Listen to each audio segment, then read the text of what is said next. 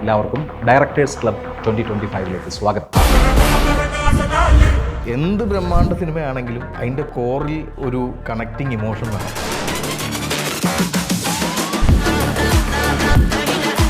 എനിക്കിപ്പോൾ തോന്നുന്നു രണ്ടാമൂഴം പോലൊരു സിനിമ ഒരു വലിയ സ്കെയിലിൽ മലയാളത്തിന് വേണമെങ്കിൽ അറ്റംപ്റ്റ് ചെയ്യാവുന്ന ഒരു സ്പേസിലേക്ക് എത്തിയിട്ടുണ്ട്.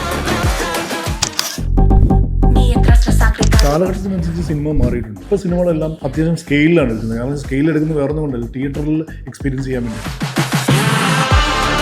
തിയേറ്ററിലിരുന്ന് ആ 1000 ആൾക്കാരുടെ കൂടെ സിനിമ കാണുന്ന എക്സ്പീരിയൻസ് ഒരിക്കലും OTT ഇരുന്നാൽ കാണാൻ പറ്റില്ല. അതായത് 2 മണിക്കൂർ 2.5 മണിക്കൂർ നമുക്ക് തരുന്നൊരു ലോകമുണ്ട്. അതാണ് സിനിമ. അടുത്ത സിനിമ കുറച്ചും കൂടി വലിയ സിനിമയാണ്. ഈ പറയുന്ന പ്രൊഡ്യൂസർ സേഫ് ആവണമെങ്കിൽ ഈ പറയുന്ന പോലെയുള്ള ക്ലബ്ബുകളിലൊക്കെ വന്നാലേ അത് സേഫ് ആവുള്ളൂ.